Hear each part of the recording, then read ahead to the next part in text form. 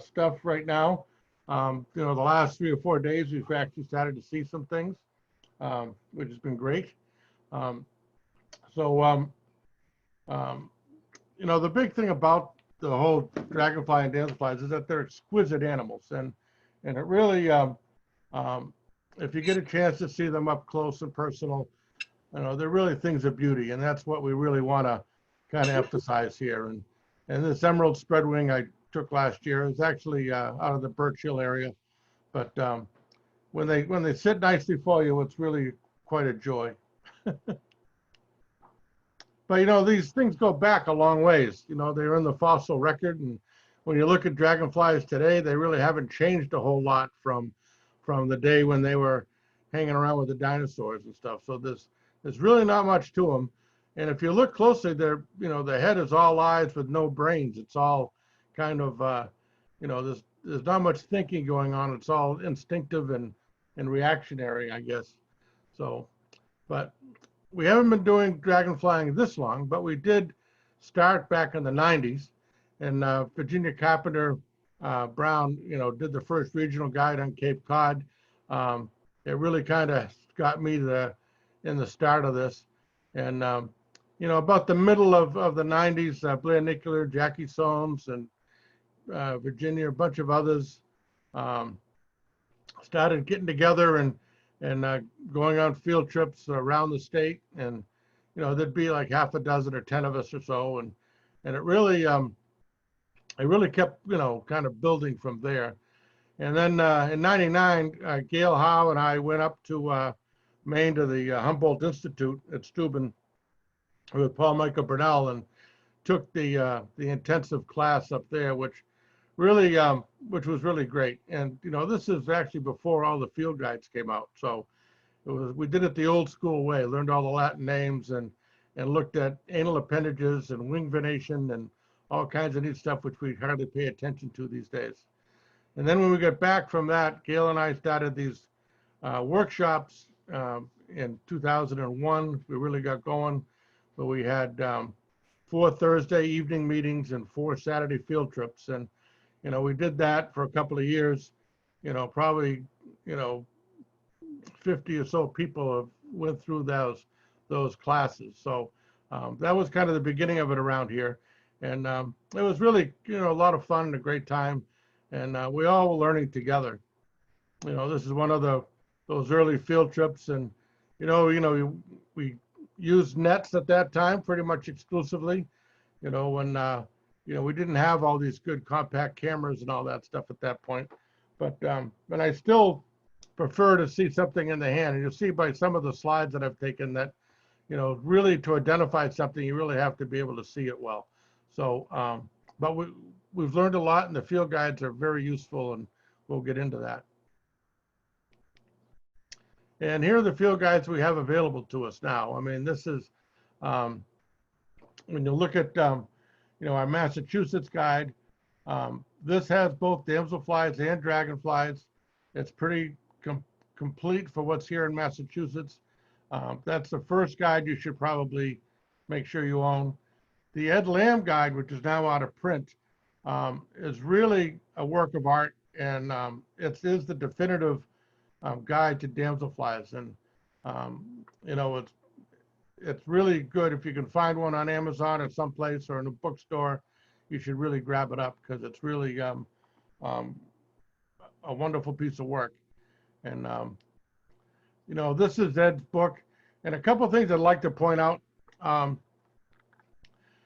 Again, it is made for being in the, having the dragonfly or damselfly in the hand.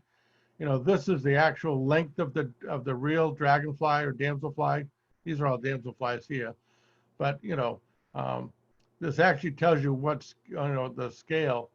The other big lesson here is there's a side view and then a dorsal view, and in many dragonfly species, one or the other is really important. So sometimes that classy picture that you took may not take in the actual field identification marks that you might need to make a good identification. So certainly, as we go through, you'll see, some of the things you want to be looking at. One of the most important things that this book does is actually tell you that if you want to identify a male, you need a magnifying glass, but the female you can identify with binoculars. And the New England Bluet, the male you can identify with binoculars, but the female you really need a microscope. So to me, that tells us, the level that you could accomplish with your binoculars or with a camera. You may not be able to get down to species on everything you find. So that's just to, give you a sense of what you can identify and how we all like to go right down to species, and sometimes it's just not possible without doing more than you want. Something that we didn't have until this last fall is the dragonfly nymphs of North America, which is right out. It just came out last year. Ken Tennyson is an accomplished ornithologist, and he's been working for years on this thing, and it really allows us to actually look at the exuvia or the shed skin of dragonflies and really take them down to species. And for conservation work, and I'll talk about more about nymphs and stuff later, but this is finding out where the actual dragonfly emerged out of a particular body of water. It has some pretty interesting conservation interests. So we really we'll be looking more at that later on the show here.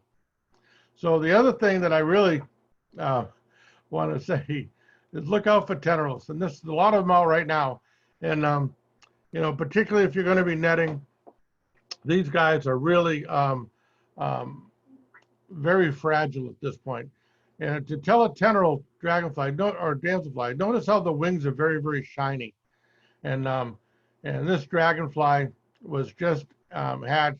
It was carefully picked up. There's its exuvia. And these things are very difficult to identify at this stage.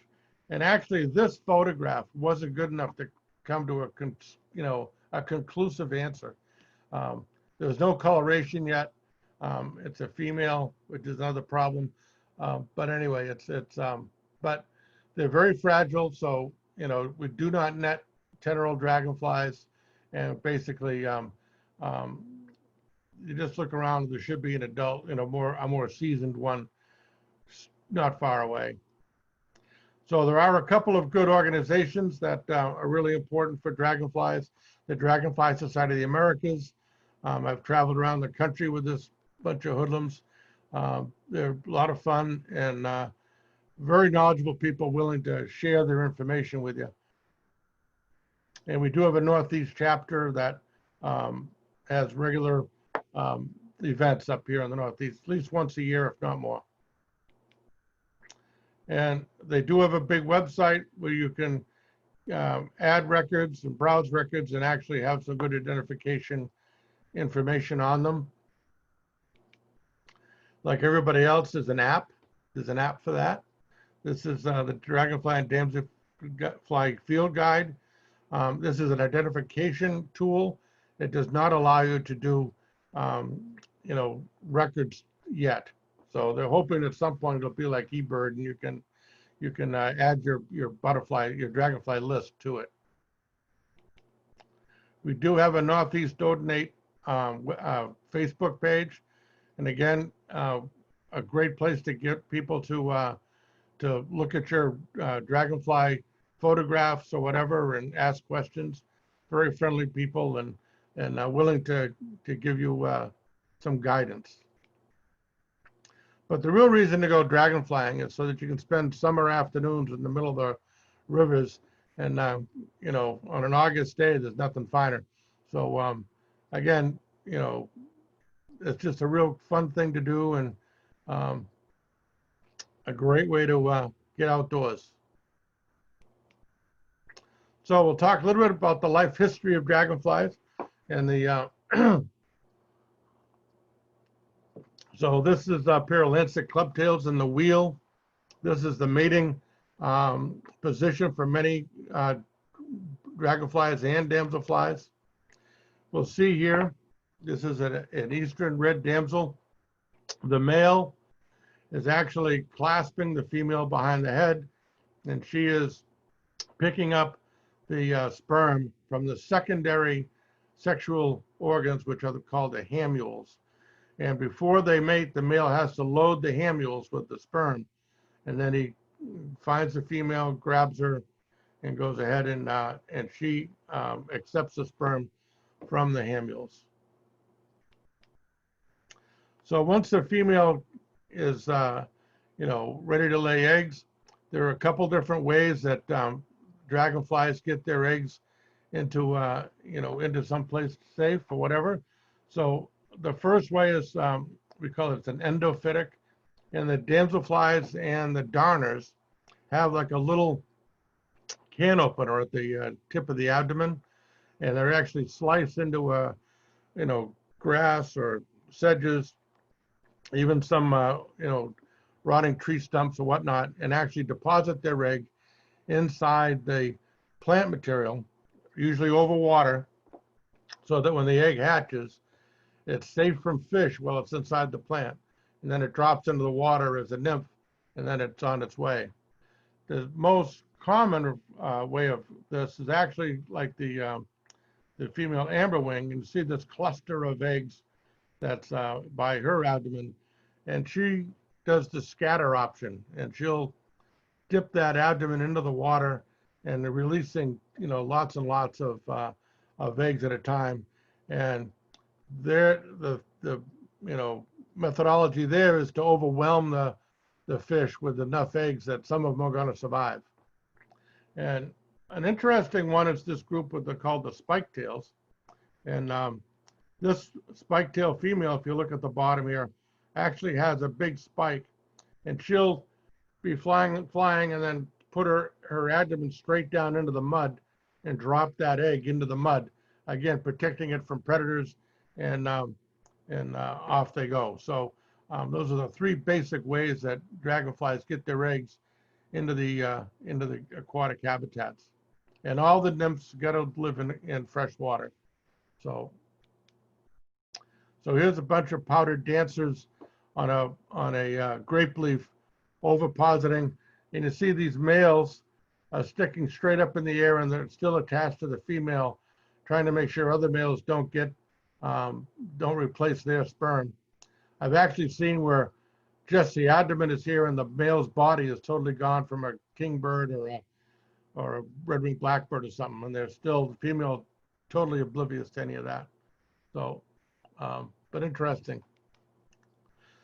So once the eggs are in the water, they begin to hatch, and we have different lifespans for all of these different species. Some can stay in the aquatic habitat for as little as 5 or 6 weeks in the case of the gliders, or they can be in the aquatic habitat for a couple of years, like the large darners.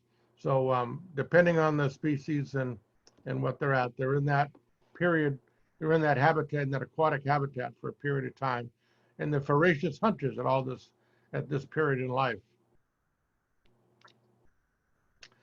So eventually, whether it's a few weeks or a few years, they wind up coming out of the water. And this is a series that Tom Murray helped, did most of this photography. We were happy to be together. And this is actually down behind Pan Wilson's house, who's on the call today. So anyway, they crawl themselves out of the water, and they actually split the back of the exuvia shell and pop out and pull themselves out.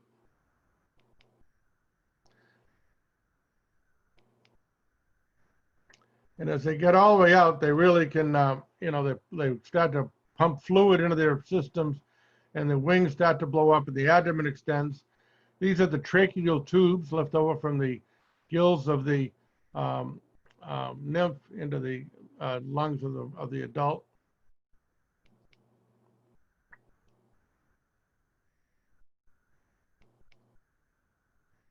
And then you can see she's just about totally out now.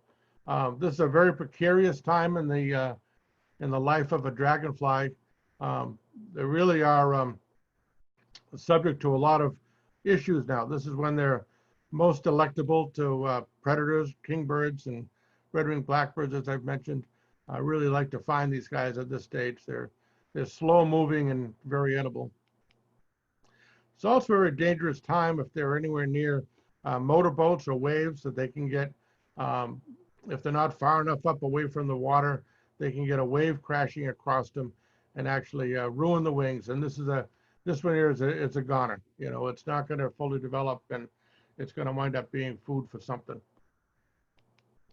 But if all goes well, this is what you wind up with. This is an adult female rusty snaketail, and you know, she's ready to start flying off. Now these guys will take off, and actually for the next 2 or 3 weeks after this, they spend most of the time up in the canopy, and you'll find very few of these anywhere near the ground. So it's really, it wasn't known where they were for quite a while. And then soon, about after 2 or 3 weeks later, they start going out and mating. And these females, quite interestingly, will be up in the canopies, fly down, and do that scatter dropping of eggs onto the surface of the water. And I know that when I was in the Millers behind Pan's house, I was trying to catch one of these laying eggs, and the trout got 6 of them before I got one. Very precarious time to be tapping the surface of the water in a good trout stream. So, so after that's all done, and the shed skins are, as I mentioned before, the exuvia. These are actually quite useful in identifying various species and knowing what's happening in a given body of water. If you notice here too that this is there's a spider that's taken over these exuvia as their secondary home. So nothing goes to waste in nature. So here's a lily pad clubtail, and here's the recently emerged, you know, adult. There's actually a damselfly exuvia up here, and here's the exuvia of the clubtail, and it's very distinctive looking. And if you look, this is the you know, the exuvia. So you can actually, even if you don't see the adult, you can tell that the exuvia is there and where it emerged. So this is a good tool if you're doing conservation.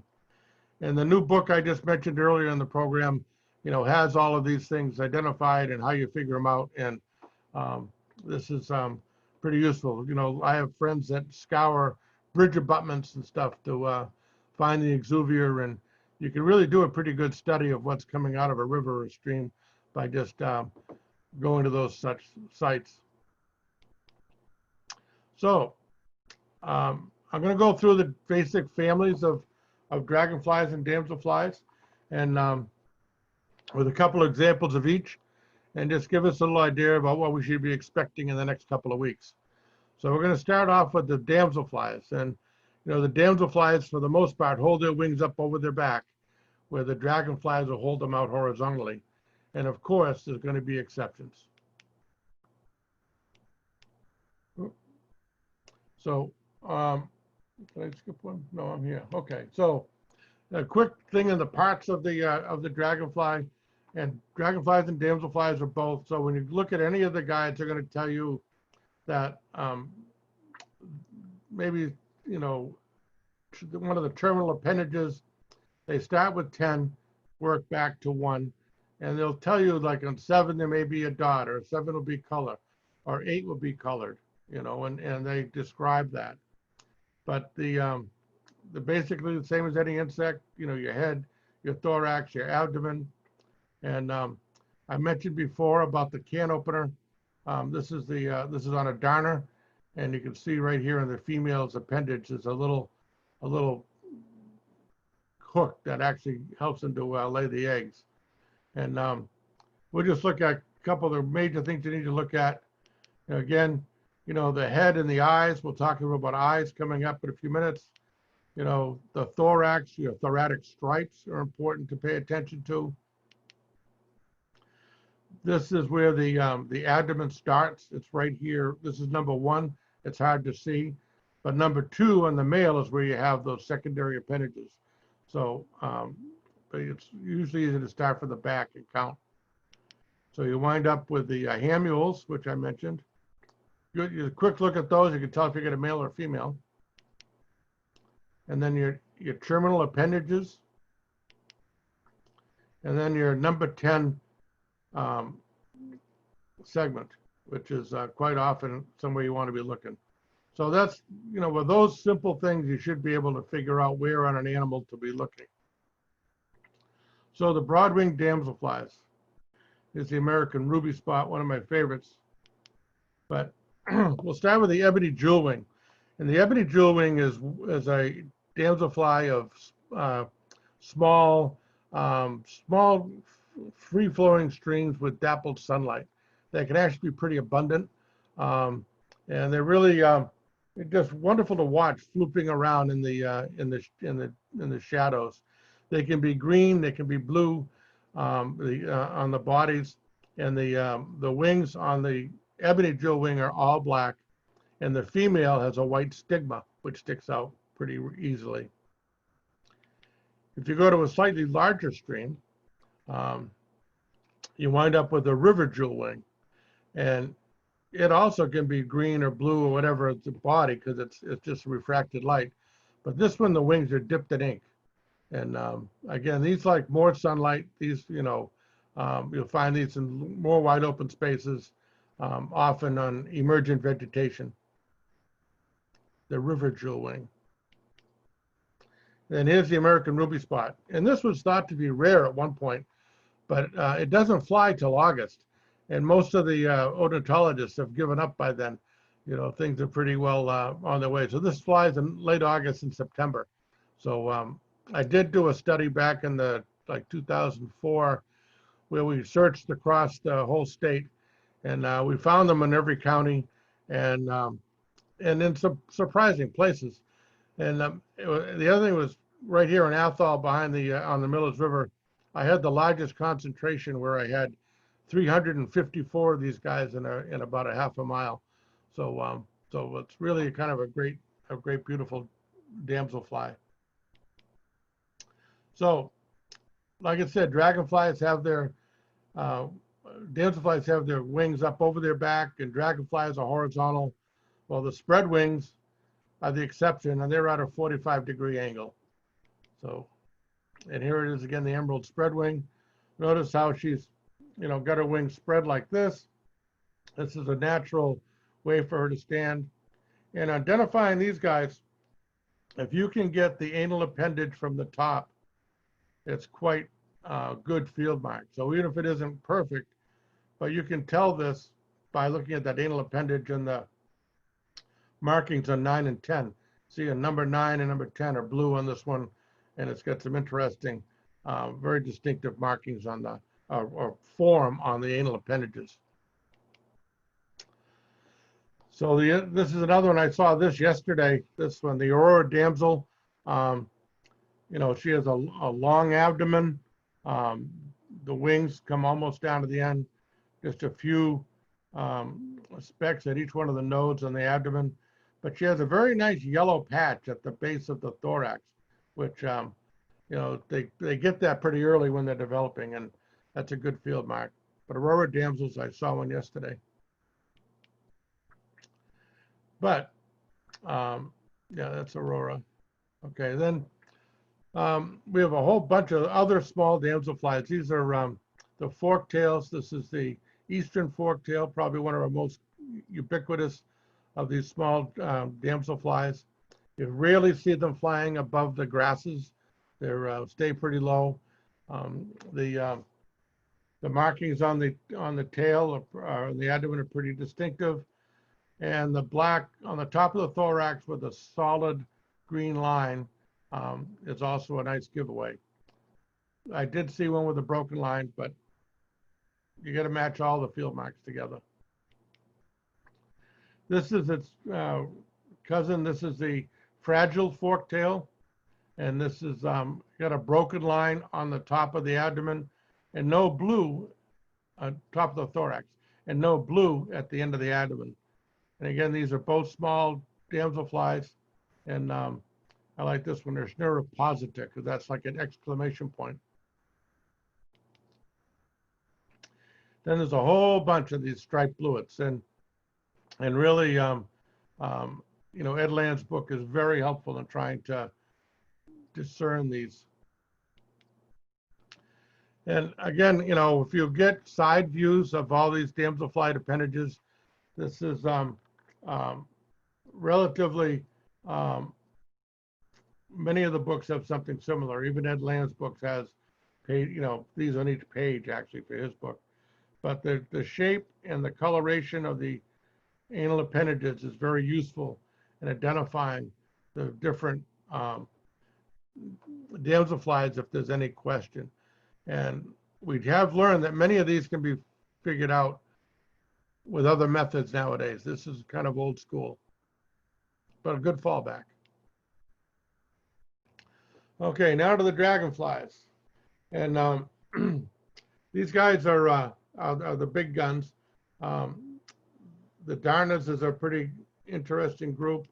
And on these bigger dragonflies, if you can see that the eyes are apart when you're looking at it from the front, it's in the clubtail family. So that helps you sort that out a little bit. If you see that the eyes meet in a single point, it's going to be in the spike tails or cruisers. So that takes 2 of the 5 groups out, and because all the others the eyes meet on a seam. So that's just one way to kind of help to make the first cut. So the Darners, and again, my this is actually a Canada data that I caught. Took pictures with my close-up camera and put them together in a PowerPoint. So you'll see quite a bit of that as I go through these. And these have been accepted by Heritage as records in various places. So again, getting the important field marks. And so on the Canada Darner and all the Darners, we're looking at this nice notch in the front thoracic stripe, looking at the general pattern. There's a similar species, the green striped Darner, and there's these little knobs on the serrations on the tip of the male abdomen. So that's something you can look for. But again, it's a combination of the different field marks. That's a Canada Darner. But if you look at all the Darners, the side view of the thoracic stripes is pretty diagnostic for most of them. So if you look at these, they're, you just match them up, and so a side view of a Darner is a good view to get. And this is the model Darner that happened to land on a maple tree out in the Birch Hill area. Again, they're elegant, beasts, and you see how well this camouflages in to the bark of the tree. So the clubtails. So this is one of the cooler groups.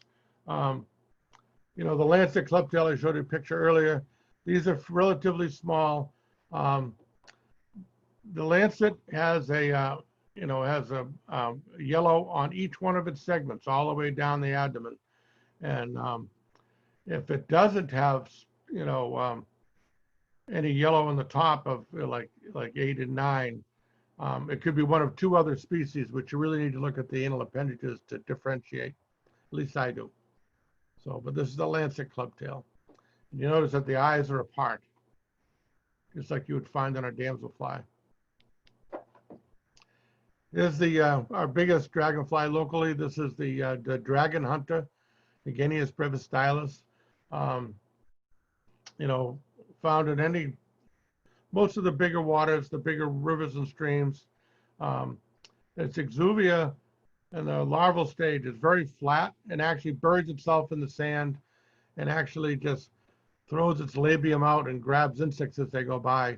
Its flat shape allows it to be in fast water or in a lake with its waves, so it can sit there for quite a while. But that's the dragon hunter. Notice eyes are apart. The snake tails are one of my favorite groups. They're beautiful to begin with, and they're really hard to catch for the most part. Um, you can look also. This is back in 2003, but every one I caught at that point, I actually measured the total length, the length of the abdomen, and the length of the hind wing, which corresponded with a lot of the old, serious guides, the Dragonflies of Canada and Westfall and Mays um, Dragonflies of the North America. So, back in the day, this is how we really figured them out.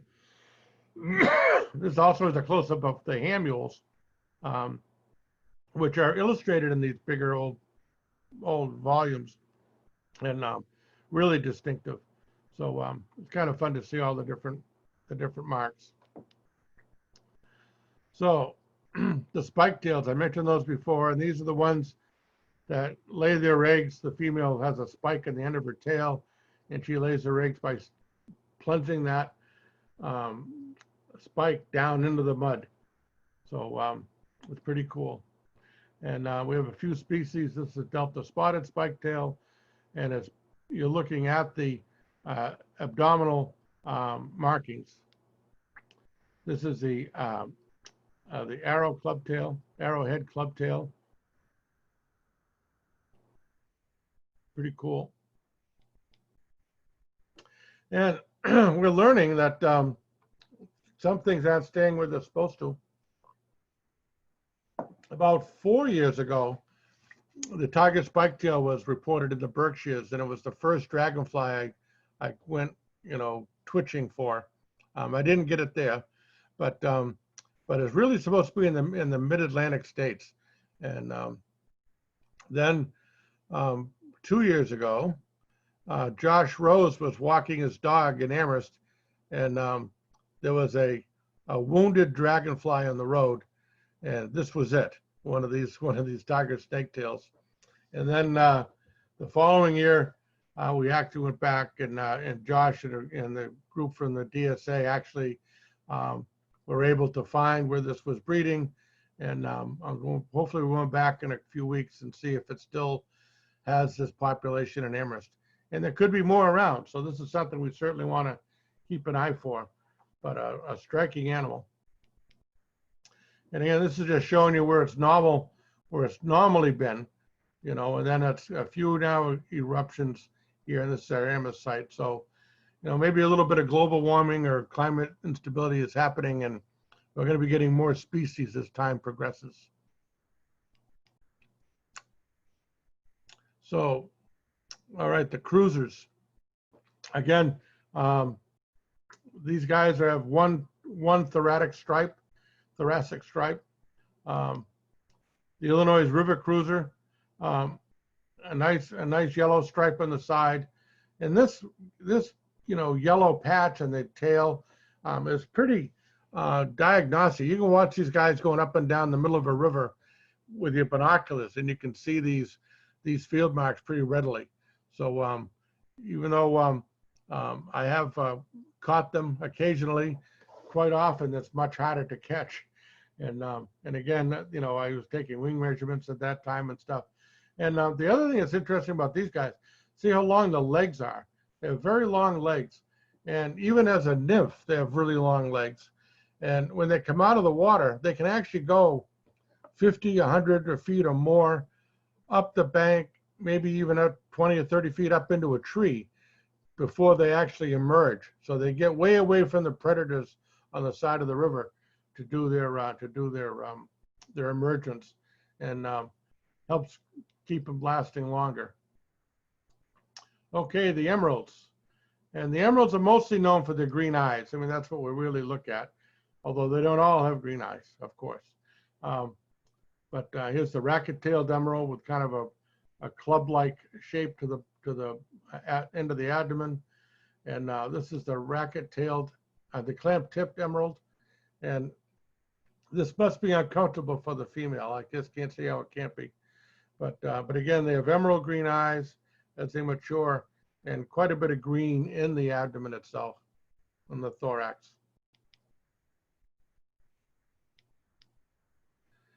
And here's the ski-tipped emerald again, the big green eyes.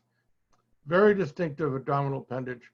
You know, it is called the ski-tipped emerald. And this record I got to try to find this year. This is up here in Orange, you know, right around 4th of July weekend. But, you know, Heritage only keeps these records as active for 20 years. So it's time to renew this one. And again, we'll talk more about the Heritage program as we move along. Okay, so the photographers in the group, this is really the golden goose here, the libellulids. All of the skimmers usually are pretty photogenic and act more like flycatchers than they do anything else. So they'll go out, they'll leave a perch, go out, grab an insect, come back, land on the perch again. So sometimes if you're patient, you can just watch the perch and then go ahead back and take some pictures. So, and again, sometimes you get lucky. The chalk-fronted corporal is this one here. This one, again, is one of the ones that will be coming out. It's out now. I saw a couple tenorals yesterday. And I was going to talk a little bit, I'll do it here. When they first emerged, when they saw the shiny wings, the body and thorax here, thorax and abdomen, are really kind of just a brown color. And this whiteness that you see is actually a waxy coating that develops as the dragonfly matures. And it's called pruinosity, after a plum, that white skimming you get on a plum. And as the animal matures, it gets more and more of this pruinosity, so an early one could be quite dull, but once they get, you know, going, and we look at how the pruinosity is, you know, how far it extends down the abdomen, let's say, whatever. So these are all going to be good field marks to tell one of the libellulids from another. Here's the spangled skimmer. And again, this one starts off brown and turns blue as it gets older. Very similar to the slaty skimmer, but this one actually has bicolored stigmas. It's the only one that we have up here in the Northeast that has the black and white stigmas. So real easy to see from a big distance. The painted skimmer, I'm waiting to see. By this time last year, this is another animal that really is much more common in the mid-Atlantic states. And for the many, many years, I've been able to find these usually in July and August, and until last year. And last year, right around this time in the mid to late May, I was finding these by the numbers in several locations, you know, 15 or 20 or more fresh painted skimmers, you know, at Tom Swamp and up at Birch Hill and many different places. So I'll be curious to see if that trend of them being here in the early part of the season holds again, or was just an anomaly. I have no idea why they came or what happened. So another one of the more picturesque of these skimmers, this is a painted banded pennant. And again, this one was over at Lake Rohunta. Beautiful thing, very delicate patterns on the wings, but real easy to identify just using your normal field marks. And I should not leave without talking about the blue dasher. This is probably the most ubiquitous of the dragonflies. It's every backyard swimming pool or whatever has got these guys around it. They're everywhere. You know, when they hold their wings, you know, sloped forward, the pruinosity on the abdomen is pretty noticeable. The female looks like it's got railroad tracks down the abdomen with no pruinosity. But one of the ones you get to learn and use it as a scale.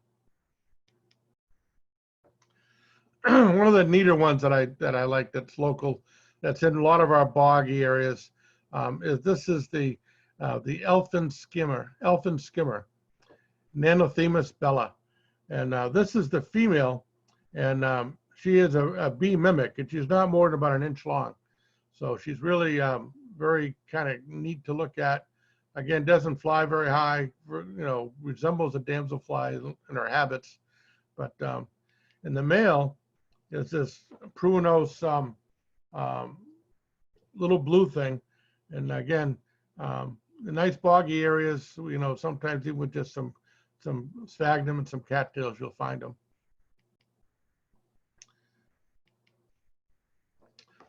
So just a couple quick stories. This is the wandering glider. And I mentioned there were some dragonflies that only had, only in the larval stage for, 15, excuse me, I just looked at my watch. They're only in the larval stage for 5 or 6 weeks. And this is one of them. This is, they're in the group that's called the rain pool gliders, and they actually utilize vernal pools for their mating. Then they're circumpolar in nature. They're all the way around the world. This is usually an animal that we get again in July and August. I've seen them try to lay eggs on the reflections of a car roof, or even the blue handicap accessible parking spaces.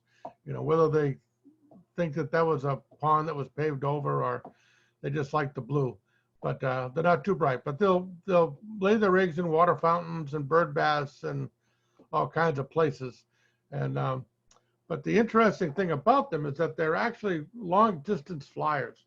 And if you look at the width of their hind wing, it's really dramatic. And they can get up in the atmosphere and really cover some ground. So they're seen on ships out at sea and in migration areas. And so there's an interesting animal that covers a lot of ground. Well, there's an interesting TED Talk, and if you email me or check in the alphabirdclub.org website under our videos, they'll have the TED Talk that goes with this. But they actually found out there was a marine biologist that was on the Maldives, and actually found these big swarms of dragonflies, at a certain time of year, and in October. And the interesting part was he didn't know where they came from, because there's no fresh water on the Maldives. It's an atoll, and there's no vernal pools, there's no fresh water at all on the surface. So after a lot of investigating, they actually found out that these guys are coming from India all the way across, stopping at the Maldives, stopping at the Seychelles, going to Mozambique, and then back to India on an 11,000-mile round trip with 4 generations. So if you think monarchs are cool, these guys got it all over. So just quickly, endangered species, we have several that I'll show you in a second. You can participate with natural heritage, and any of the things that are on our list, please submit the records, your photographic records or whatever, to the heritage program. We're going to have a little iNaturalist Bio Blitz statewide, June 19 through 21. It's usually when I have my mothball, but the way things are in the world today, we're going to do this virtually. So there's a bunch of us that are going to be around that'll be looking at people's submissions for any invertebrates within the state. And, stay tuned, we'll find out more.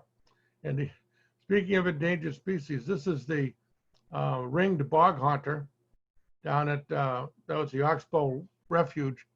And, we'd walked about, 2 or 3 miles up and did the whole refuge, and we're looking for this guy. We came all the way back, and we were in sight of the cars when this guy came up and landed on my beard.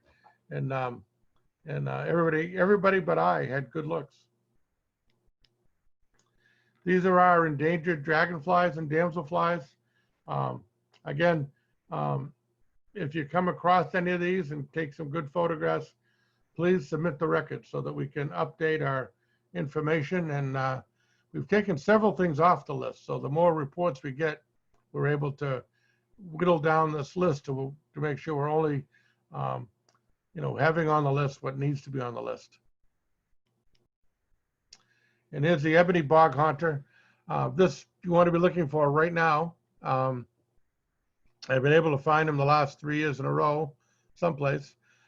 So that's what I was doing yesterday, trying to find some old records of these. I've got some records in the 2000 to 2004 range that haven't been re-seen. So I want to go and try to upgrade those records. This is the ebony bog haunter. And I'm just going to leave you with a quick lines from Thoreau. Entomology extends the limits of being in new directions, so that I walk in nature with a sense of greater space and freedom. It suggests, besides, that the universe is not rough-hewn, but perfect in its details. Nature will bear the closest inspection. She invites us to lay our eye level with the smallest leaf and take an insect view of its plane. So I want to thank everybody for your patience, and we'll see how we're doing here, and we can go ahead and stop the screen sharing. We're back.